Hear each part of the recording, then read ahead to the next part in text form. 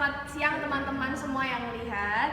Jadi di sini kami akan mempresentasikan tentang masyarakat cyber. Saya Gloria Alicia, nomor NPM 6940. Saya Dani Halim, NPM 6936. Saya Jessica Octaviana, NPM 6929. Dan saya Zain Salim, 6934. Jadi selama kita melakukan presentasi ini, kalian bisa melihat juga presentasinya ya. Pencet, jangan lupa. Iya. Jangan lupa guys, sambil buka PPT. Karena di video kami ini PPT-nya agak kurang jelas, guys. Iya, selamat menyaksikan. Selamat menyaksikan. Dan jangan lupa like, comment, dan subscribe. Oke, yang pertama ya.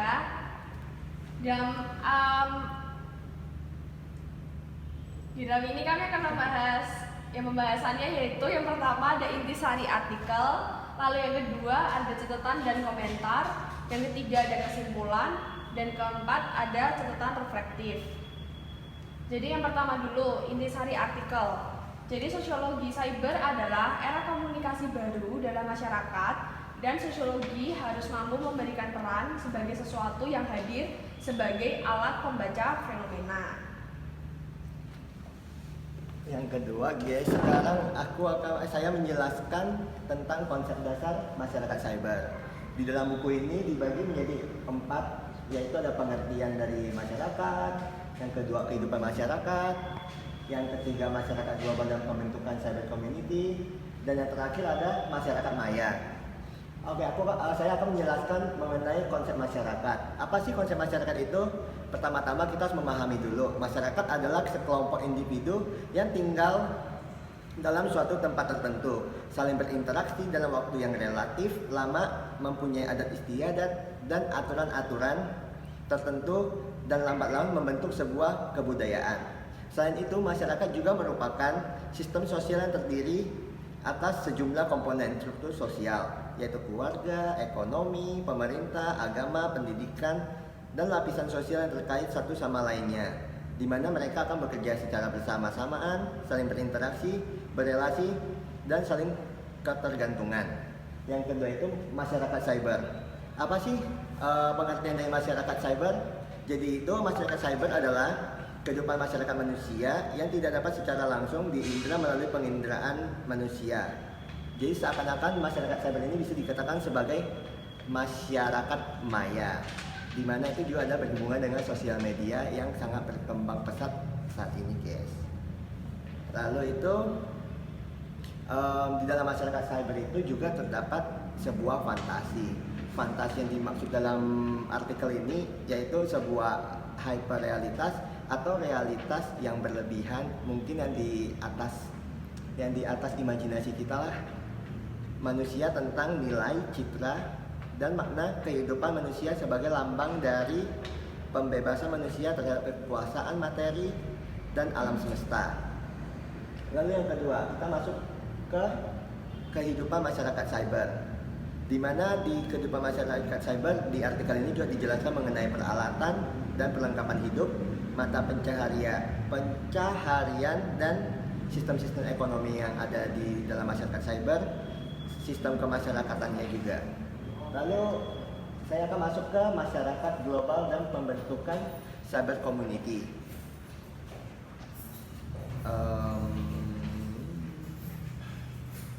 Jadi penemuan teknologi informasi ini dijelaskan kalau itu berkembang dalam skala yang besar, sehingga itu teknologi itu mengubah bentuk masyarakat manusia dan masyarakat dunia lokal menjadi masyarakat dunia global. Sebuah dunia yang sangat transparan terhadap perkembangan informasi, transportasi, serta teknologi yang begitu cepat dan begitu besar memengaruhi peradaban umat manusia.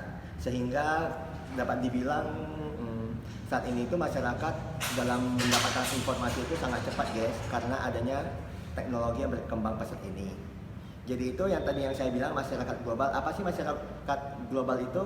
Di dalam artikel ini, masyarakat global dimaksud sebagai sebuah kehidupan yang memungkinkan komunitas manusia menghasilkan budaya, produk, industri, pasar pertahanan militer, mata uang bersama, bahkan menciptakan peperangan dalam skala global.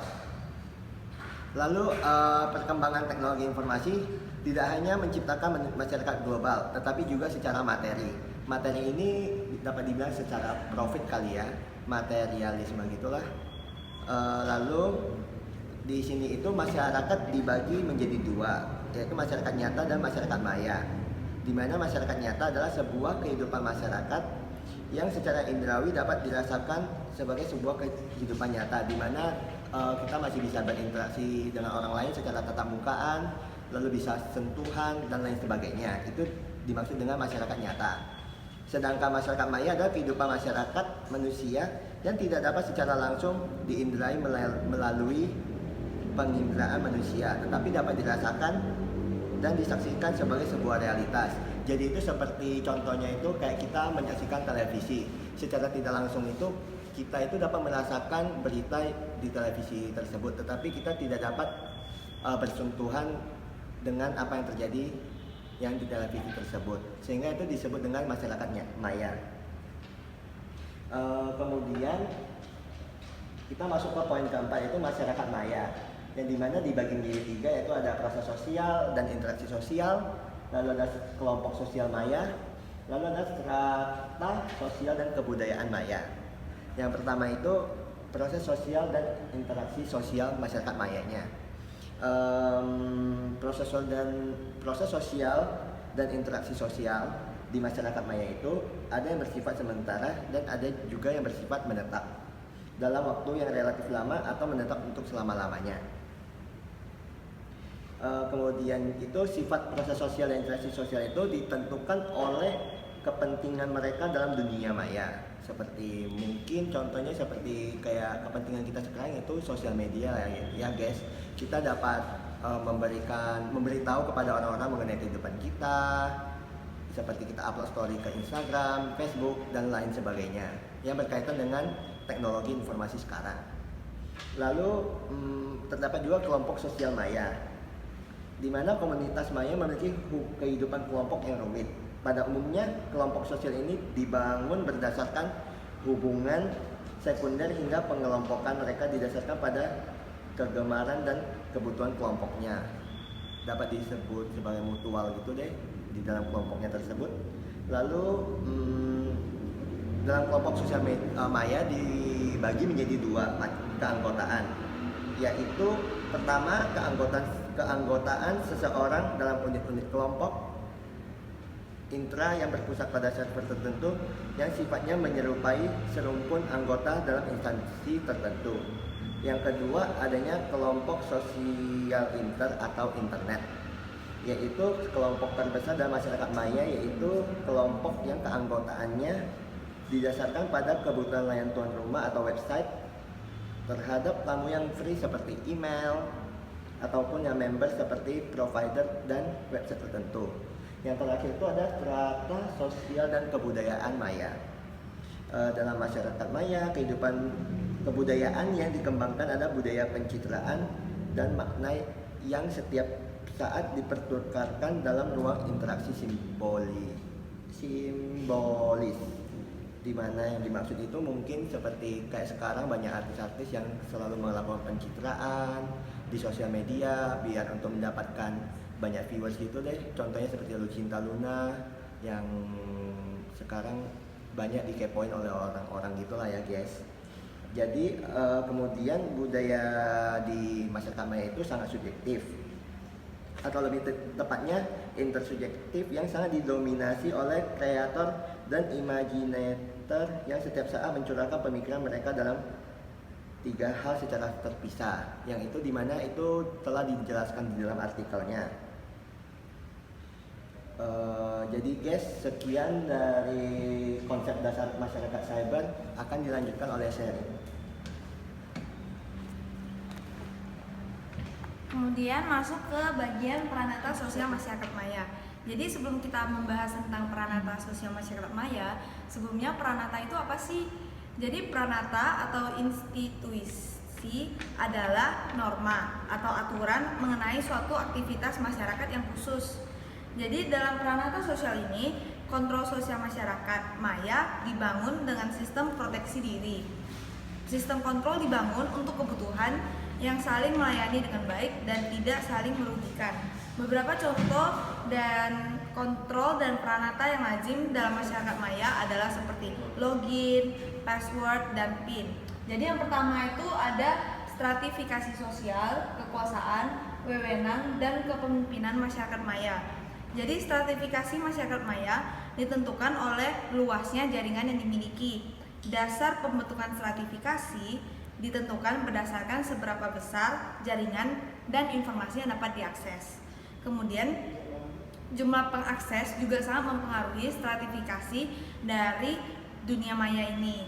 Dan seberapa besar orang mengakses sebuah website akan menentukan stratanya atau tingkatannya. Jadi misalnya www dan http garis miring adalah pemilik strata tertinggi, karena dalam masyarakat maya untuk masuk ke dunia maya semua orang tuh pasti melewati gerbang tersebut. Seperti contohnya aja kayak Google, itu kan pasti ada www Google terlebih dahulu, atau YouTube kan pasti ada www youtube.com seperti itu. Kemudian yang kedua itu ada implikasi perkembangan teknologi komunikasi. Jadi setiap perubahan yang terjadi dalam dunia manusia ini tentu akan berimplikasi juga atau berpengaruh juga pada kehidupan manusia saat ini. Jadi segi-segi kehidupan dalam cyber community atau komunitas cyber selain merupakan analog kehidupan, masa depan masyarakat yang nyata juga merupakan imitasi kehidupan nyata itu sendiri. Jadi salah satunya adalah cybercrime sebagai imitasi dari kejahatan yang ada di kehidupan nyata. Jadi cybercrime ini merupakan prosedur teknologi telematika yang sukar dilihat oleh mata, bahkan sukar untuk dibuktikan. Secara analogi kejahatan yang umum terjadi dalam cyber community berkisar pada kejahatan terhadap semua anggota masyarakat, yaitu cyber yang berhubungan erat dengan hukum-hukum positif dan kejahatan terhadap moral masyarakat secara umum. Kemudian yang bentuk ketiga adalah bentuk-bentuk kejahatan yang kemudian masuk ke bagian yang ketiga, yaitu bentuk-bentuk kejahatan yang sering terjadi di cyber community. Jadi salah satunya yang pertama adalah pencurian dan penggunaan akun orang lain. Kemudian yang kedua, pelanggaran terhadap hak cipta. Dan yang ketiga, perlakuan dan penyerangan atau perusakan jaringan. Jadi misalnya kayak yang hacker itu ada contoh yang ketiga. Kemudian yang keempat, pencurian dan penipuan. Seperti yang kita tahu, salah satu bentuk kejahatan yang sering terjadi itu penipuan. Jadi misalnya kayak ada orang yang menjual barang dengan harga sangat murah, yang membuat orang pasti tertarik kan untuk membeli hal itu, dan ketika itulah ia beraksi melakukan kejahatan cybernya, yaitu dengan melakukan penipuan. Atau bisa juga seperti yang viral saat ini, yaitu tentang masker, di mana orang tuh menjual masker dengan harga yang lebih murah daripada yang lain, namun masker yang diberikan itu masker yang sudah bekas pakai, seperti itu. Kemudian yang kelima ada problem hak membela diri. Hak membela diri ini mungkin dalam bentuk misalnya kayak terjadi suatu permasalahan atau adegan di cyber, kemudian orang-orang biasanya kan akan memihak salah satunya. Dalam hal ini dia akan membela diri. Dalam membela diri, mungkin orang itu yang dia fans atau orang yang dia kagumi, seperti itu. Kemudian ada eksploitasi perempuan dan penyerangan pornoteks dan erotisme, di mana kita tahu salah satunya di Facebook, Instagram, atau di aplikasi-aplikasi lainnya banyak orang-orang yang memposting foto-foto perempuan yang mereka bisa aja memposting itu tanpa izin sebelumnya, seperti itu. Kemudian ada problem hak dan kebebasan mengakses informasi. Apabila informasi terlalu bebas untuk diakses, hal ini dapat berakibat pada informasi-informasi yang sebenarnya bersifat pribadi, seperti itu. Dan yang terakhir itu ada problema norma susila terbanyak dalam masyarakat maya berhubungan dengan pelanggaran norma-norma seksualitas dan pornografi, seperti yang sudah saya jelaskan sebelumnya. Kemudian cybercrime atau kejahatan sosial, kejahatan secara dunia maya dapat dilakukan kapan saja dan di mana saja dalam cyber community. Untuk itu, kebutuhan terhadap cyber law itu sangat penting untuk membatasi adanya cybercrime ini.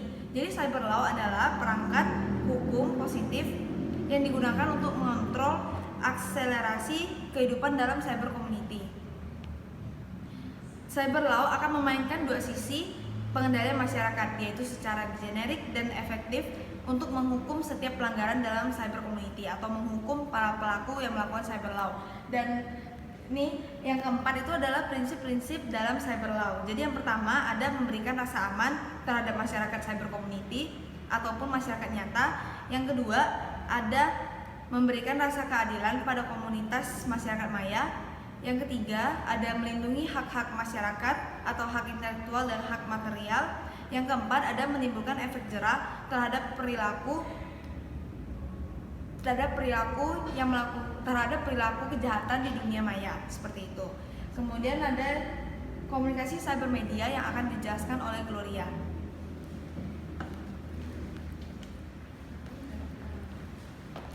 Nah, jadi tuh ini selanjutnya aku akan membahas tentang komunikasi cyber media.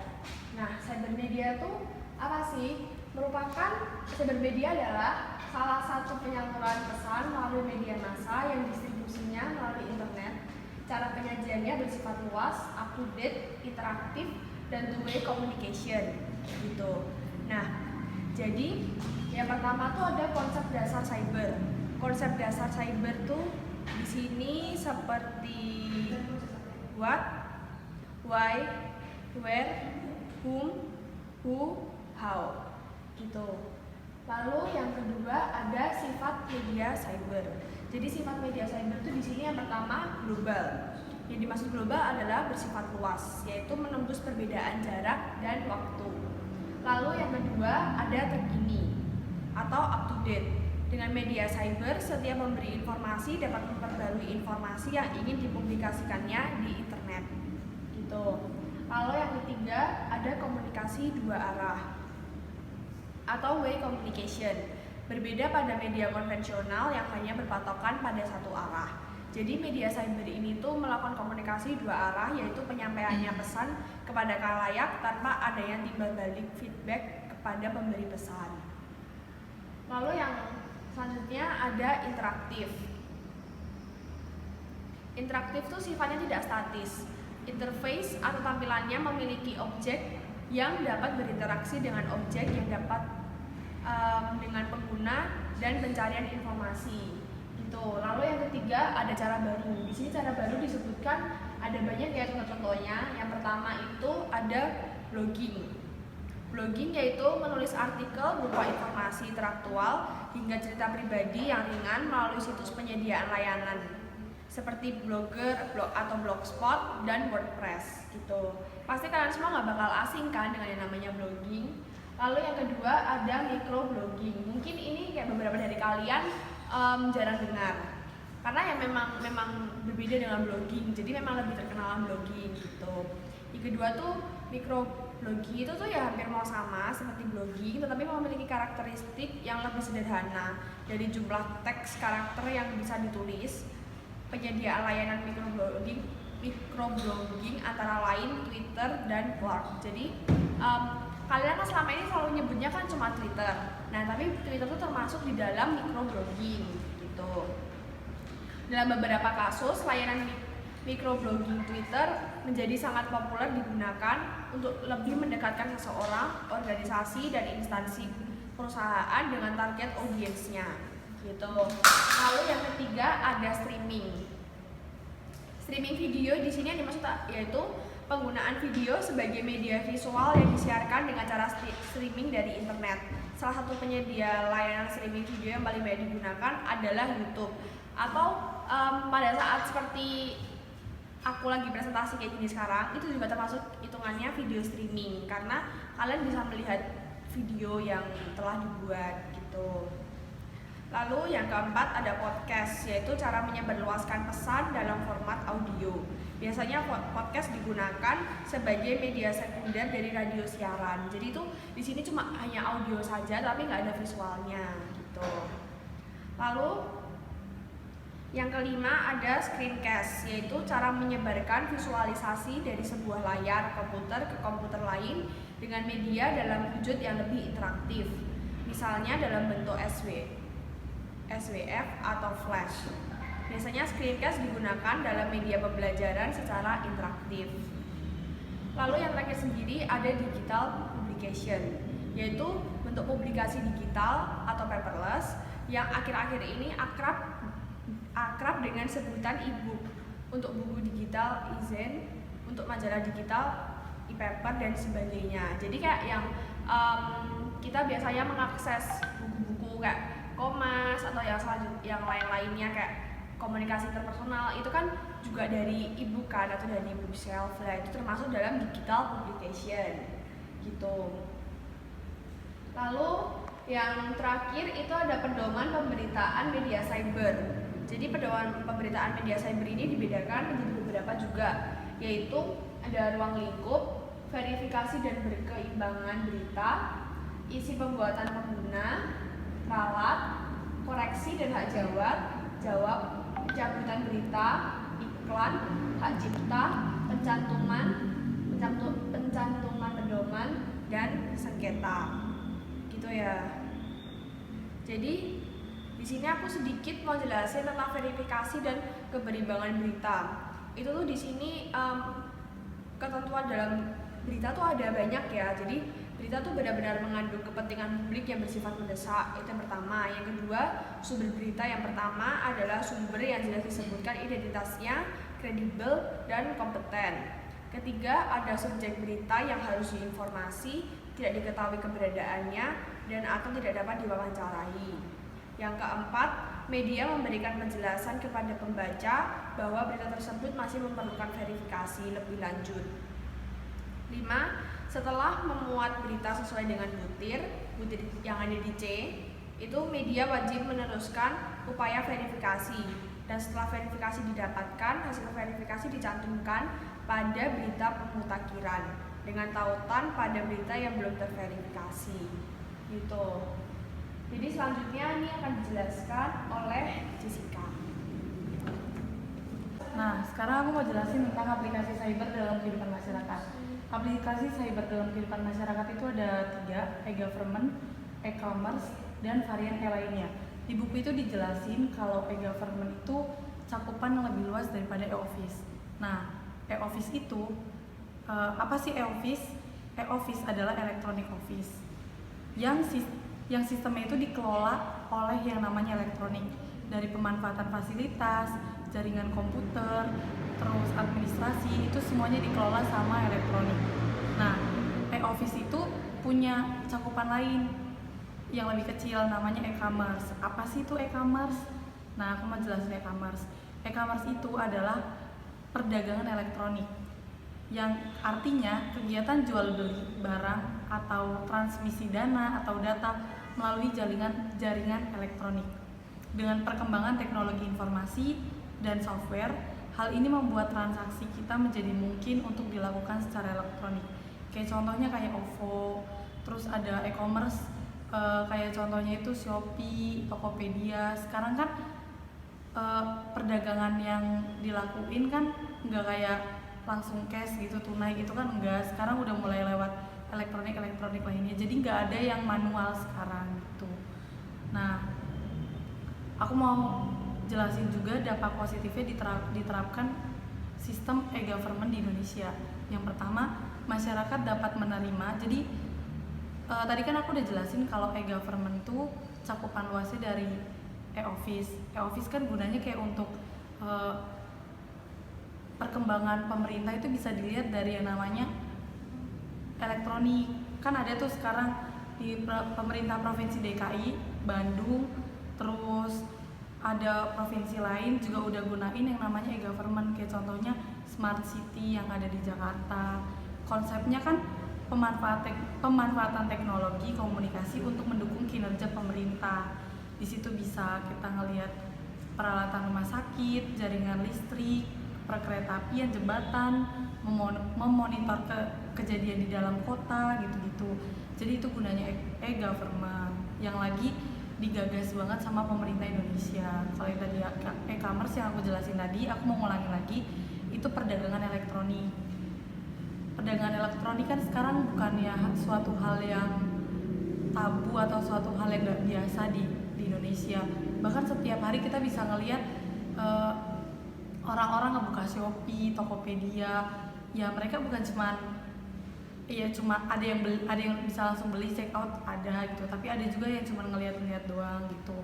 Jadi aplikasi cyber dalam kehidupan masyarakat itu sangat penting banget, memudahkan aktivitas manusia terutama di Indonesia gitu. Terus aku mau jelasin catatan dan komentar artikel. Dari catatan dan komentar artikel dari buku ini, dari artikel ini, kelebihannya materi yang lengkap.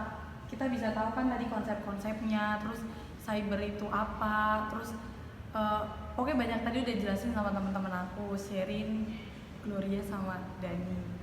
Nah, terus memahami tindakan sosial, kita bisa tahu yang tadi memahami tindakan sosial maksudnya gini. Jadi kita masuk ke dalam lingkungan cyber, jadi kita paham yang namanya kalau seumpama ada kekurangan atau negatif dari cyber, kita bisa memahami apa sih tindakan sosial yang bakal kita lakuin. Terus bahasanya mudah dipahami.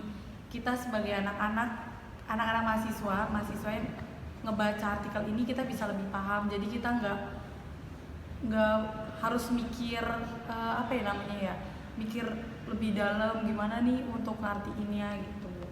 Terus kalau untuk kurangnya itu penjelasan dan penjabaran. Jadi itu kayak cuman ngasih sedikit materinya aja gitu loh. Jadi nggak secara mendalam gitu untuk materinya. Kurangannya itu. Terus kalimat-kalimatnya itu sulit, ada sebagian sedikit sih. Kalimat-kalimatnya itu susah dipahami. Jadi kayak tadi pranata sosial itu nggak dijelasin itu apa. Terus cyber, maya, terus stratifikasi itu kan nggak dijelasin banget loh di artikel ini. Nah, terus terlalu monoton juga. Jadi kami tuh harapannya di artikel tuh bisa kayak dikasih itu warna atau tulisannya itu biar lebih kreatif, inovatif, apalagi dibaca sama anak-anak mahasiswa gitu. Jadi biar gak monoton banget. Terus terakhir, jadi artikel ini kurang banget yang namanya contoh-contoh konkret di kehidupan masyarakat gitu. Sekian presentasi dari saya. Terima kasih. Oke, lanjut ke kesimpulan guys. Jadi kesimpulan dari kesimpulan catatan dari komentar artikel ini adalah artikel Sambas memberikan pengetahuan baru bagi pembaca tentang sosiologi dan masyarakat cyber, dan saat ini masyarakat masih kurang paham dan sadar mengenai pentingnya hal ini. Sehingga dengan adanya artikel ini dapat membuat pembaca menjadi mengerti tentang sosiologi dan dalam masyarakat cyber. Selain itu, apabila penulis menambahkan lagi materi mengenai kekurangan dan kelebihan dari sosiologi cyber dan contoh-contoh yang lebih konkret, maka isi dan artikel tentu akan membantu membaca lebih mendalami dalam memahami ini.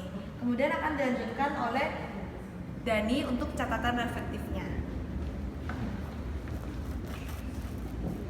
Oke guys, jadi kembali lagi sama saya Dani. Saya akan menjelaskan tentang catatan reflektif apa sih yang kita dapatkan dari artikel ini. Jadi masyarakat Indonesia sekarang saat ini itu merupakan masyarakat cyber karena teknologi informasi sekarang itu berkembang sangat-sangat pesat. Lalu juga terdapat banyak kejahatan akibat adanya cyber seperti cybercrime dan hoax-hoax yang mulai bermunculan beberapa tahun ini. Oleh karena itu diperlukan adanya proteksi diri di dunia maya dan pedoman pemberitaan media cyber. Dan kemudian kita juga harus mengetahui fungsi dari sosiologi dalam menghadapi masyarakat cyber ini.